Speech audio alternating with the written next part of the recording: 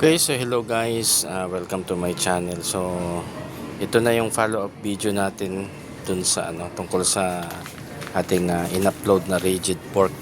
So ito na yung final build niya, So pasensya na tayo, tagal tayong hindi nakapag-upload. Okay. So nilagay na natin dito sa ating project bike. Okay.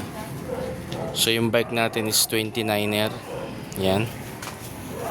Okay, so ito yung kanyang rigid fork. Okay. So yung size nung kanyang gulong is 2.10 if I'm not mistaken. Okay, so ito yung kanyang fork, rigid fork. Yan. Ganda guys. Sakto lang oh.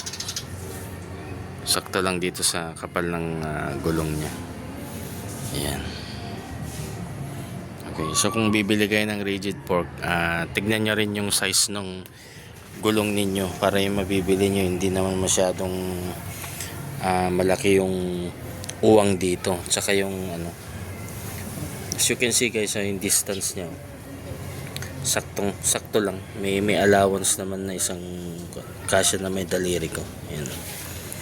Napakaganda niya guys, forma. Okay, so sa mga nagtatanong kung ano yung naging performance, gumaan siya. Ganda. Super gaan niya talaga.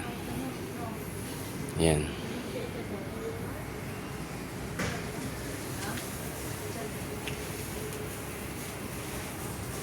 Okay, so mga hindi pa nakasubscribe, please subscribe sa my channel.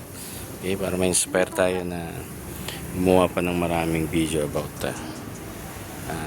bike. Thank you so much and God bless.